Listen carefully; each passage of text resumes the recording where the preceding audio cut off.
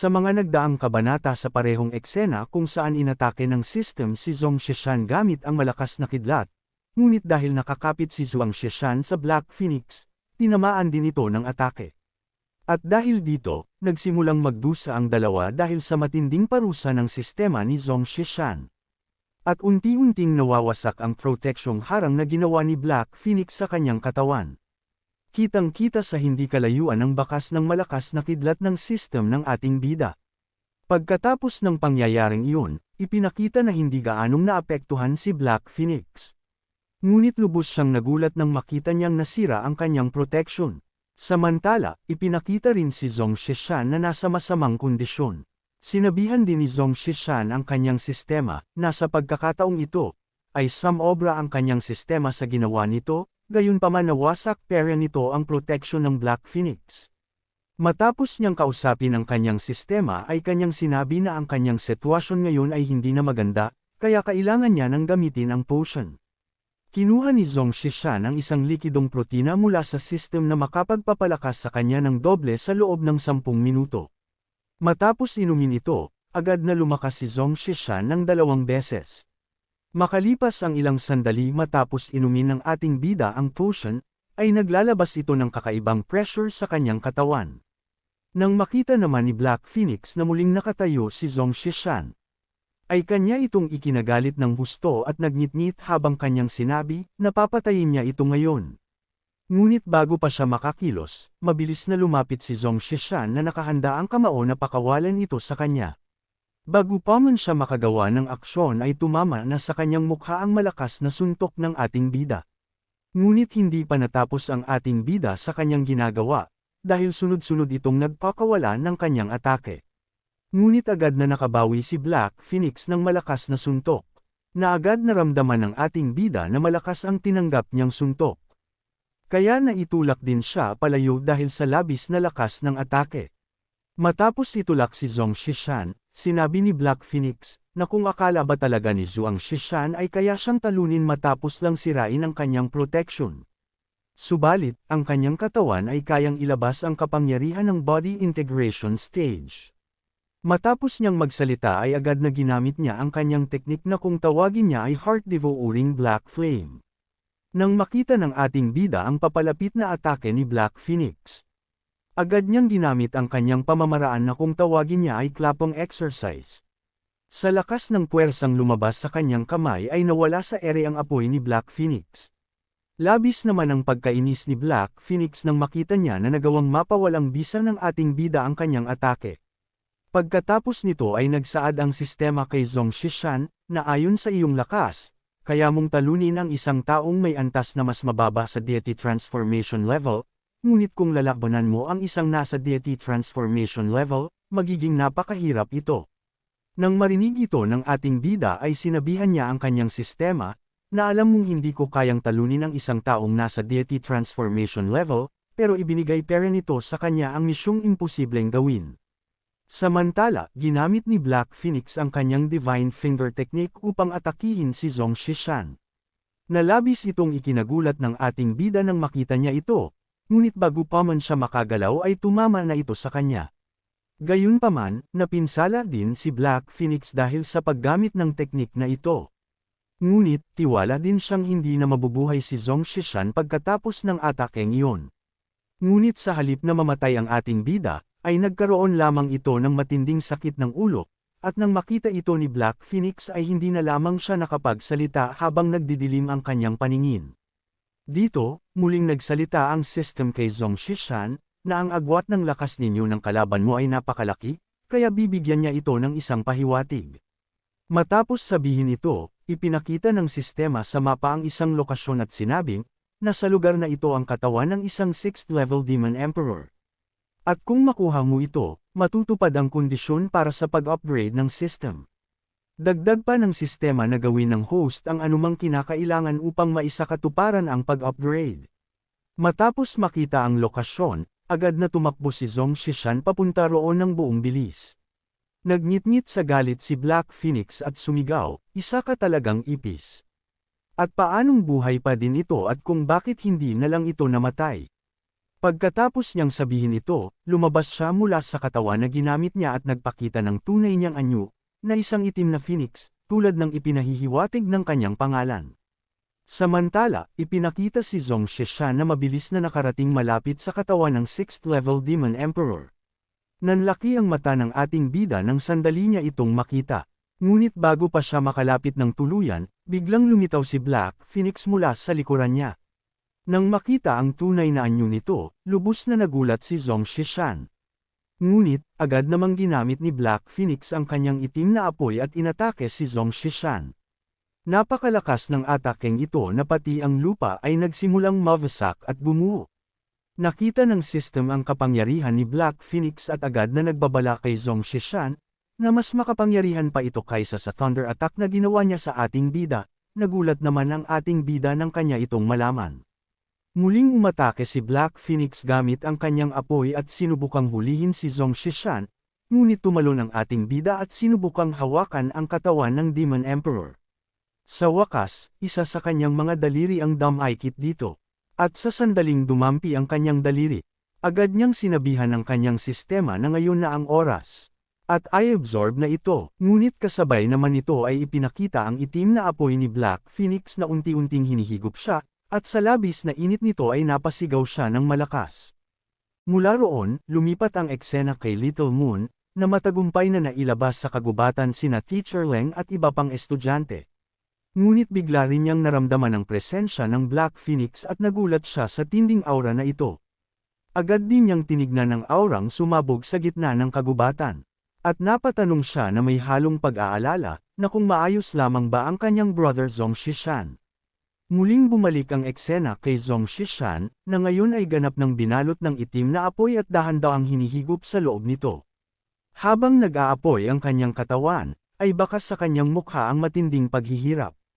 Bigla namang lumitaw ang kanyang sistema at nagbigay ito ng babala, na ang kidlat na ito ay maihahambing sa thunder ng body integration stage, na malayong lumampas sa mga pisikal na limitasyon ng host.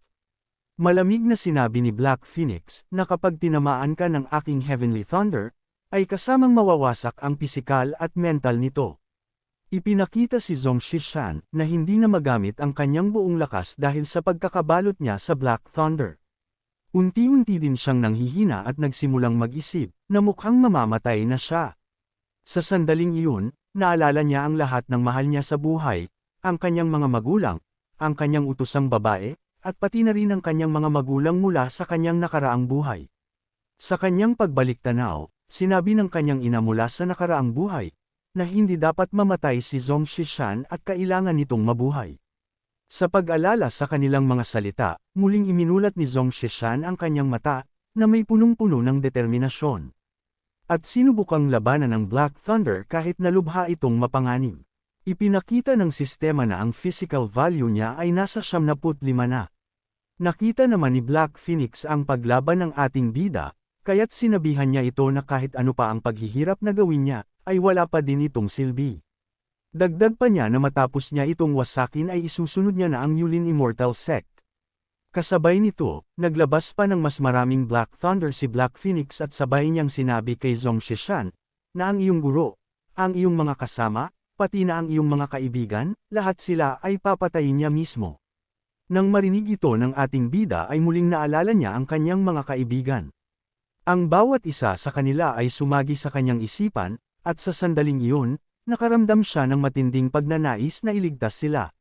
Mas lalo niyang pinilit ang sarili na labanan ang Black Thunder, hindi lamang para sa kanyang sarili kundi para sa lahat ng mahal niya sa buhay.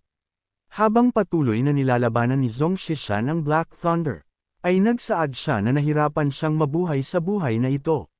Ngunit, nakahanap siya ng mga kaibigang nagmamalasakit at nagmamahal sa kanya.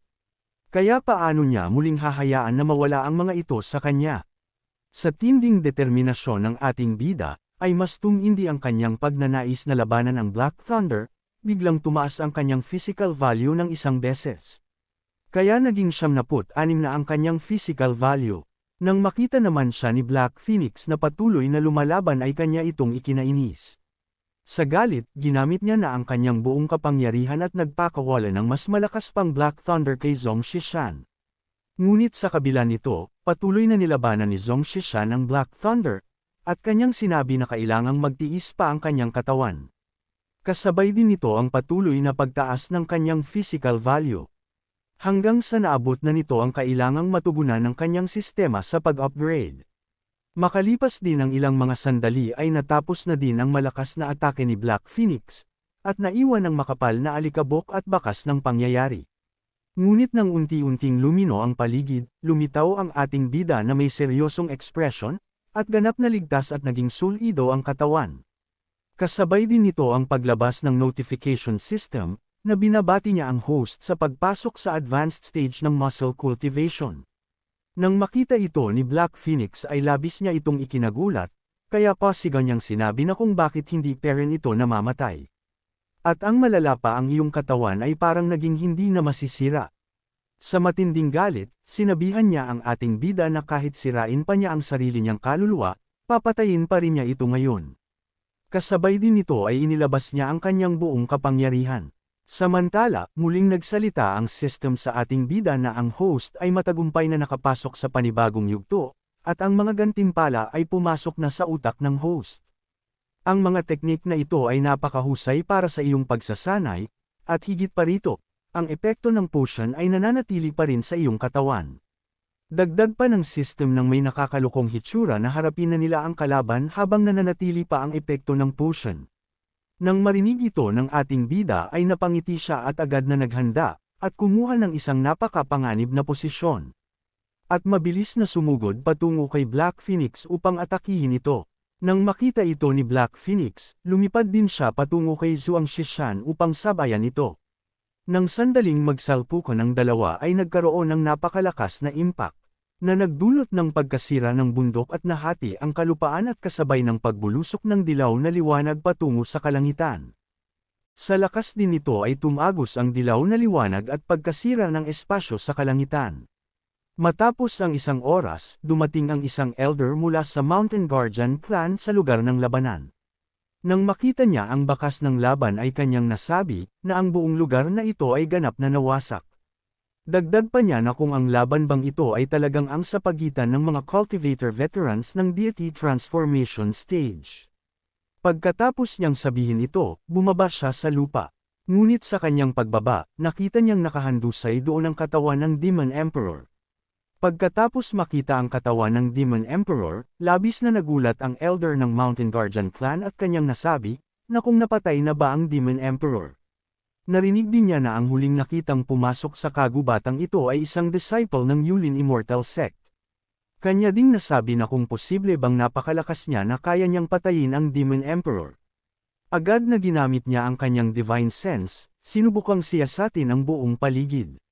Nang matapos ang kanyang pagsisiyasat, hindi niya naramdaman ang presensya ng disciple saan man. Kaya, inisip niyang napatay ito habang nakikipaglaban sa Demon Emperor. Magkasamang nawasak ang kaluluwa at ang katawan nito. Agad niyang ipinaalam ito sa mga disciples ng Yulin Immortal Sect, at nang marinig ito ni Little Moon, ay nagulat siya at kanyang sinabi, na kung namatay ba talaga si Zhong Zishan. Agad siyang lumapit sa elder at kanyang sinabi na hindi siya naniniwala. Napakalakas niya kaya paano siya mamamatay? Hindi ito maaaring totoo. Sinabihan naman siya ng isang elder na huwag maging bastos si Little Moon. Muling nagsaad ang elder na ginamit niya ang kanyang divine sense upang siyasatin ang buong lugar at wala siyang naramdamang ibang tao doon. Narinig ito ni Teacher Leng, at sa kanyang isipan ay kanyang sinabi, na sa wakas ay napatay niya na ito. Pero bakit pakiramdam niya may nawala sa kanya? Kahit maraming beses itong nagkaproblema sa kanya at nais niya itong patayin, kung wala ito, hindi siya makakatakas mula sa Demon King Snake. At malamang sa alamang, siya ang napatay sa halip. Nagalit naman si Little Moon nang marinig niya ang sinabi ng elder, kaya pasigaw niyang sinabi na imposible ito. Baka mali lang ang divine sense nito. Ngunit bago pa man niya maipagpatuloy ang kanyang mga sinasabi sa elder, ay may isang anino ang biglang lumitaw mula sa likuran at inatake siya dito, na agad siyang nawalan ng malay. Ang gumawa nito ay walang iba kundi si Teacher Leng.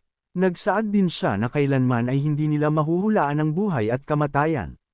Sinabihan din niya ang lahat na kapag nakabalik na sila, ay ipapaliwanag niya ang lahat sa kanilang sect master ito. Nagsaad ang elder na labis na nanghinayang, na nawala sa kanila ang isang henyo na kayang pumatay ng Demon Emperor.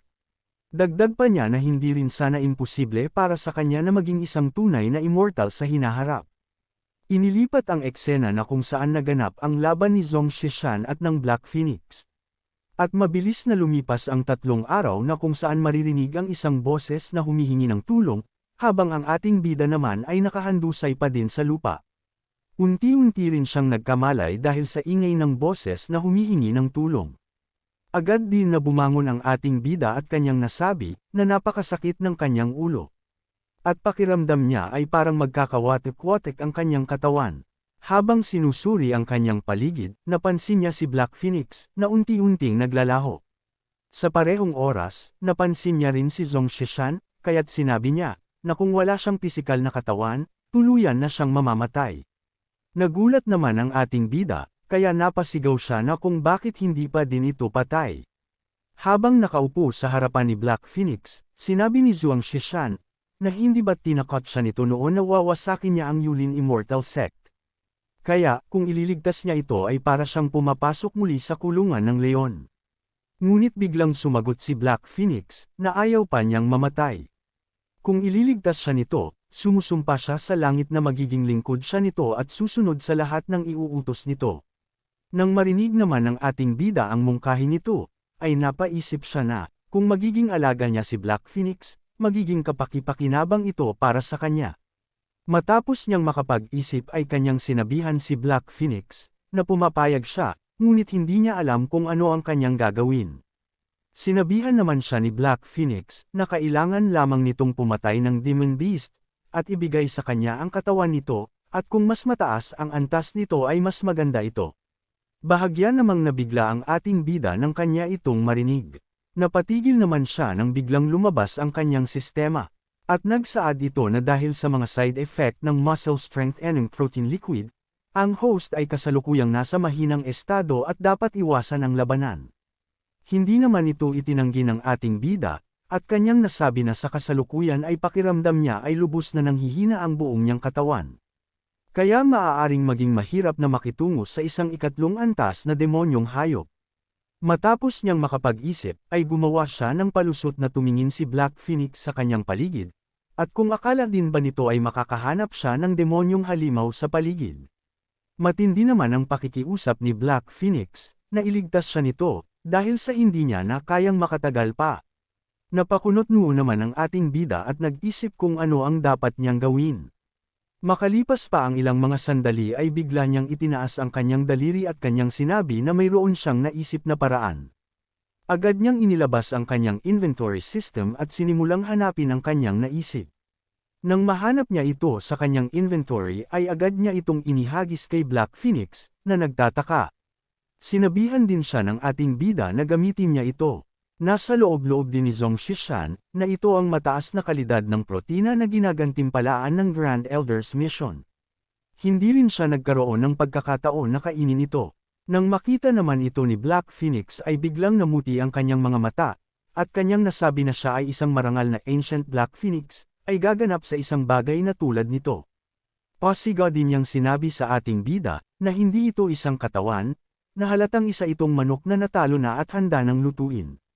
Sarkastiko naman siyang sinabihan ng ating bida, na ito lamang ang meron siya sa ngayon, at kung gagamitin niya man ito o hindi, ay siya na ang bahala. Bigla namang bumagsak ang mundo ni Black Phoenix nang kanya itong marinig dahil kung susumiin ang kanyang kalagayan, ay wala din naman siyang magagawa. Kaya, dahil sa wala ng pagpipilian ay agad na siyang lumipat sa manok dahil sa nawawalan na din siya ng oras. Makalipas pa ang ilang mga sandali, ay biglang bumukas na ang mata ng manok sinyales na tagumpay si Black Phoenix. Agad din siyang tumayo at pasigaw niyang sinabi, na ang Black Phoenix ay muling nagbabalik. Dahil nakarating ka na sa part na ito ay inaanyayahan kita na pindutin ang like at mag-subscribe at i-on ang notification bell. At kung gusto mo naman na suportahan ng matindi ang bidang hangal na ito ay maaari mo ding pindutin ang super thanks sa ibaba para mas lalong ganahan ang hangal na ito. Maraming salamat mga bida.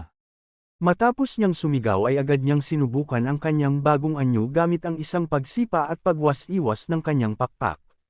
Ngunit, napahinto siya at kanyang nasabi na kung anong nangyari.